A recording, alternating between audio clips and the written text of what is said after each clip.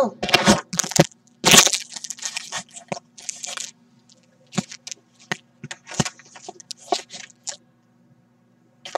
man, I am so sleepy now.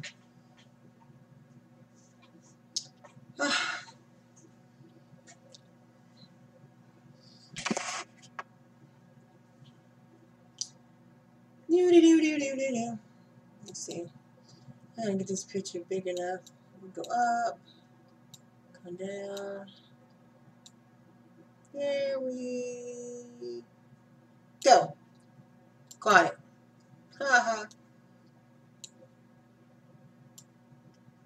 Hello, how are you? Hi, how are you today?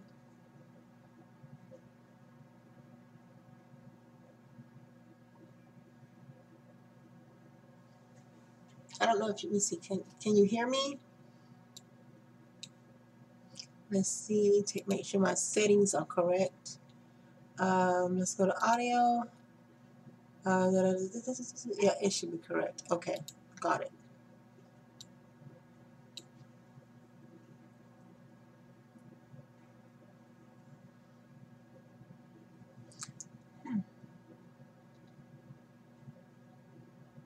Anyway, let me get my story started. This story took place when I was very, very young. I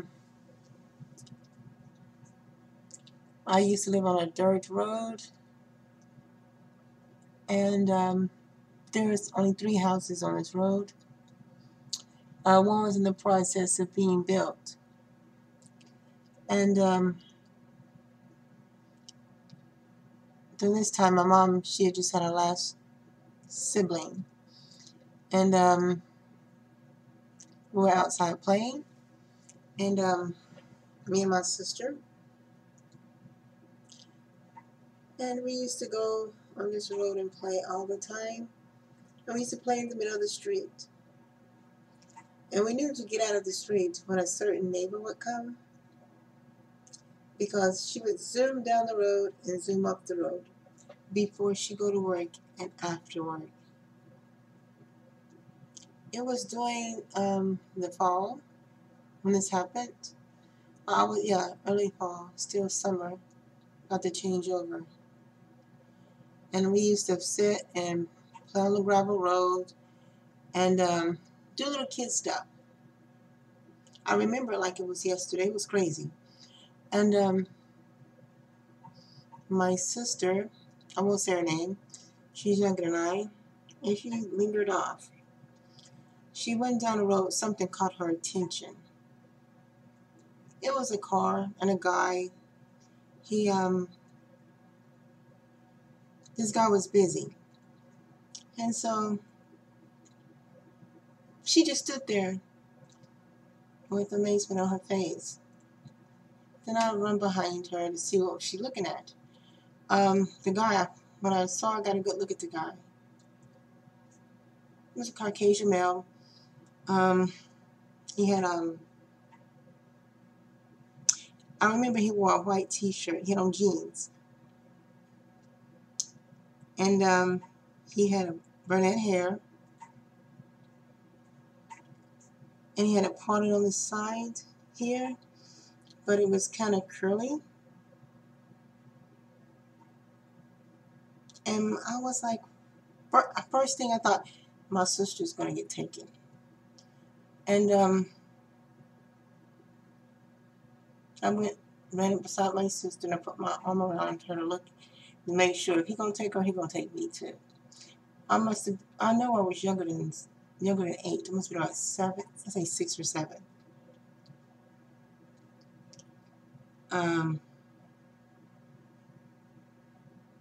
And he looked at both of us, and he let a little smirk on his face. And it's like, And I'll never forget that man's face to this day. And he just stopped and he looked at us. And what the man was doing, he had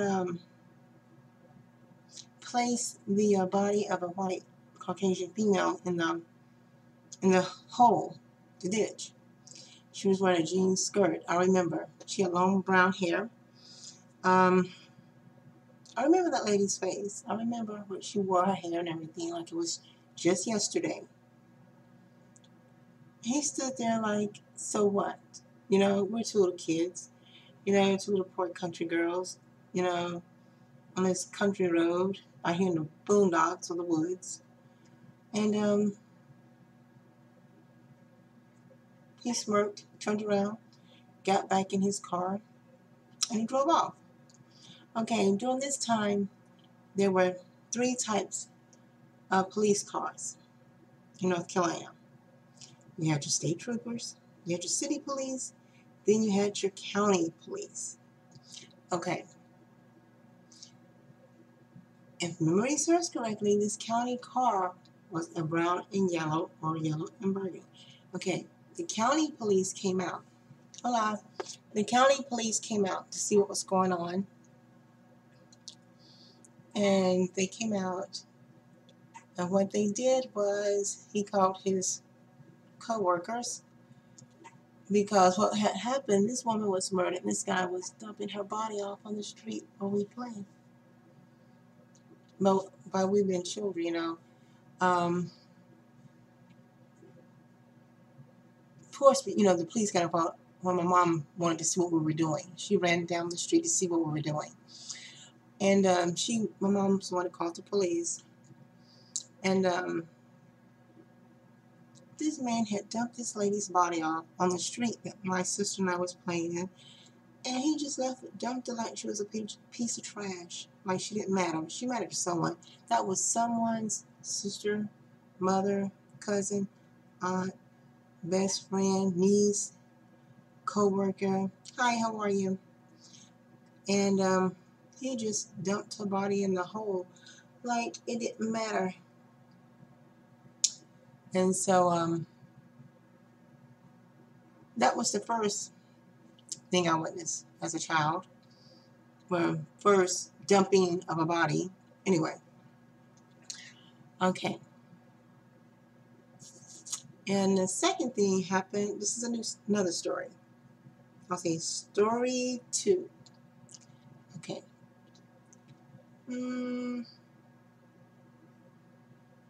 This one, I was about 8 or 9. I'll never forget it, because on the same day an earthquake happened. And the reason I said it was an earthquake, because at that age you can always think, well, you don't know what an earthquake is, 8 or 9, because you live in the country, the woods, you got a farm, you got a few chickens, you got the little piglets running around. And the reason I say it was an earthquake, because it felt like at that age, a missile or plane went under your feet.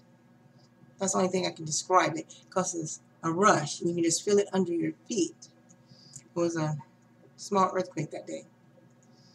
Okay, time passed, it went on, and I'm outside playing, then all of a sudden I hear this child screaming. I thought it was, we had new neighbors out in the woods, because where I lived in this wooded area, it was really strange. You had a few log cabins, if you could say that, or homes out in the woods, the boondocks, or whatever. I thought it was maybe a child, the neighbor's kids playing. As time went on, I continued to hear the little girl scream. She was screaming and yelling for her mama and everything. Okay, that got weird. Okay, and after a while, I noticed the police helicopters hovering. As time went on and went on and went on, I'm like, okay, time to get my mom. So I got my mom, and we could hear the little girl yelling in the back in the woods and everything. And these are the woods I grew up in, and my mom, she knew the woods like the back of her hand, like she knew all her 12 kids. Yes, I said 12 kids. Okay. And next thing you know, the police pull up, city police, the county police, and the state troopers. But I remember, the gray and black state trooper car got there first. The state troopers, okay. And they asked for my mom to help.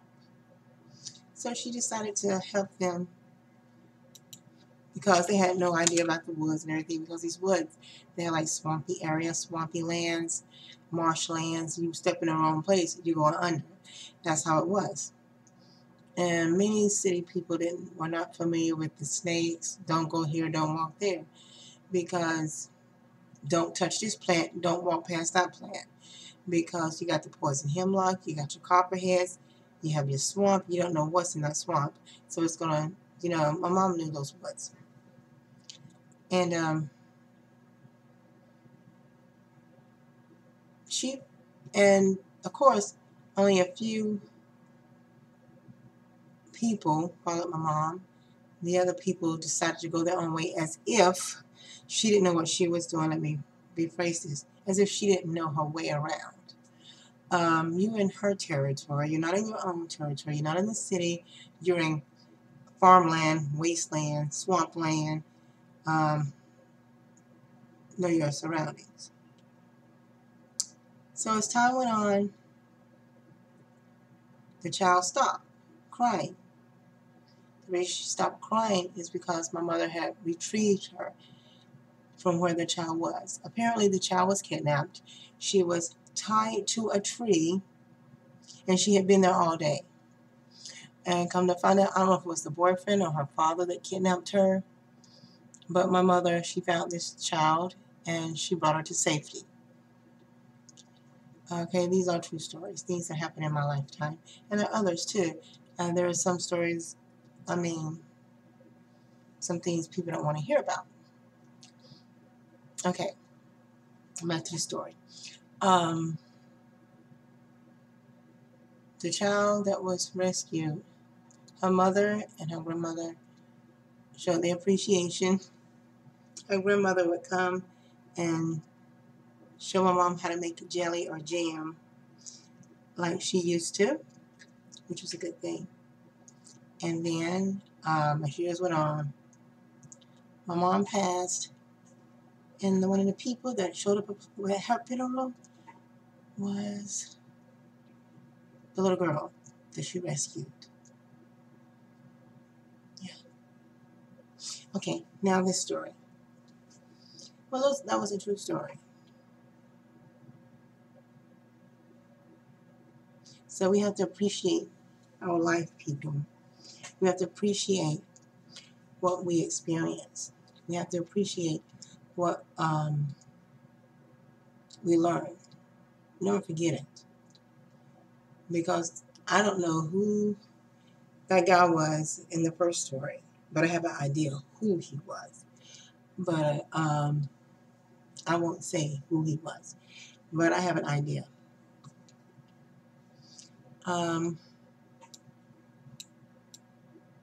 It's my picture. There we go.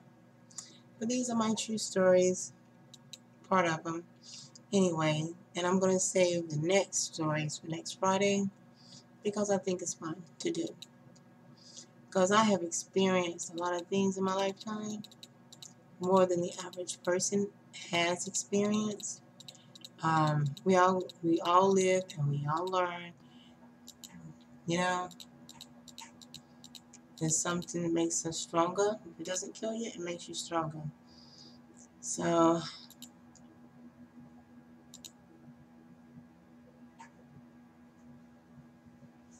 that's what happened to me in that story. Hi, how are you today?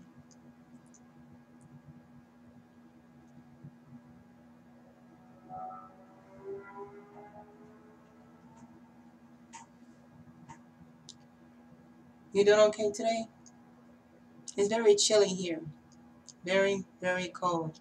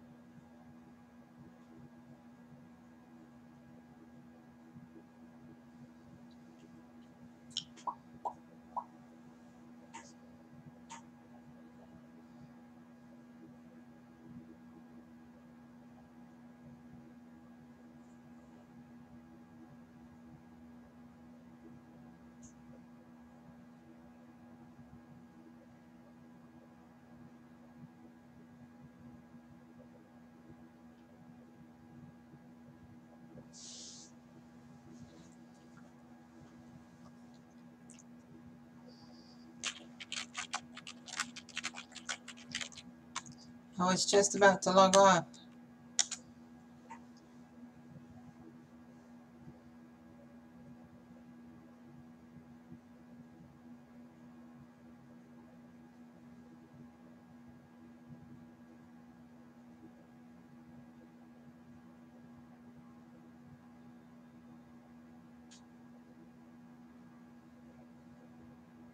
But while you do that, I'm going to rephrase some things. True stories. Story 1.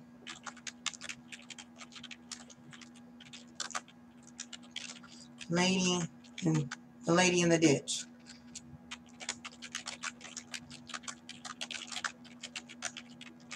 Story 2.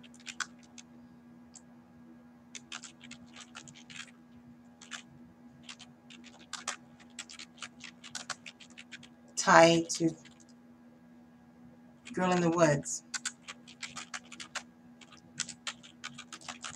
Cool. Now that's what you call it. Now that's awesome right there.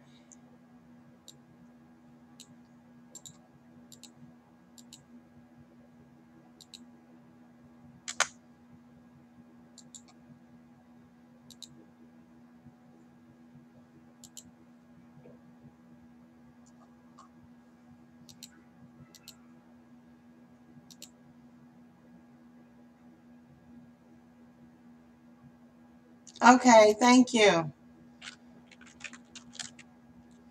Thank you.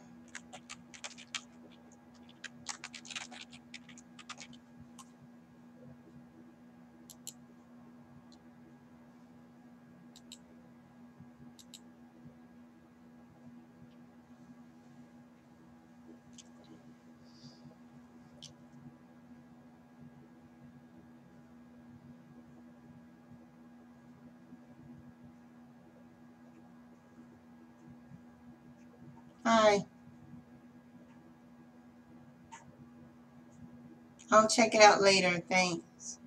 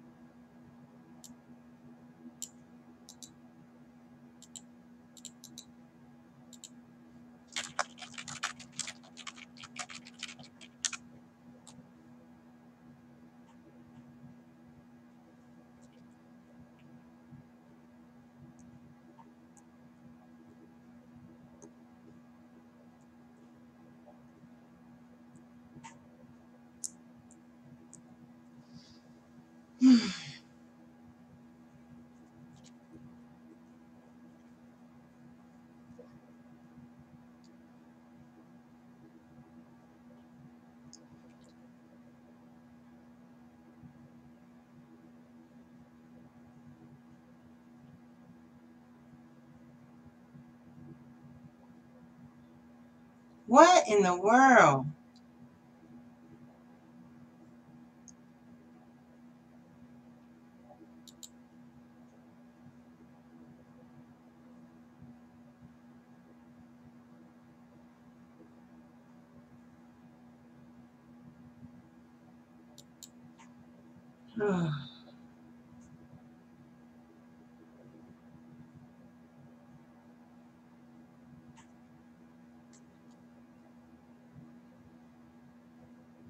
Anyway, back to my story. Thanks for staying up. Almost forgot what was going on. But anyway, let me see what else. Those are the 2 stories I'm going to share this Friday. However, next Friday I have a better one. I think you're going to love it. I have more stories to share with you. And these are 3 events that occurred in my lifetime as of so far. Um, very nice. Very good stories. And next week I'm going to try to remember to add clippings from the newspapers and the address, and these incidents actually occurred in my lifetime. Many people don't experience situations like this. And like I said earlier, what doesn't kill you makes you stronger. What makes you stronger makes you achieve your goals, because you have something to push for. It wakes you up. You thrive for more things in life. You're a go-getter. And you're going to struggle, but you're going to work harder. When you work harder, you achieve your goals. Nothing can hinder you. Nothing can slow you down. It's just going to keep pushing you forward. Pushing you and pushing you and pushing you forward. And it's going to make you a better person in life. And you gotta remember, always think positive, stay focused, no negative energy, because you don't want to draw negative energy in your circle, because negative energy only hangs around sad and sorry people. You don't want to have that negative energy. And get out and enjoy nature more. Respect nature, appreciate life, appreciate everything, okay? Appreciate love. Because pretty soon, love is going to be very hard to come by. And love is something people need to function every day, or it's going to make you a shallow, hard person, and you don't want to be like that. You want to be able to have emotions.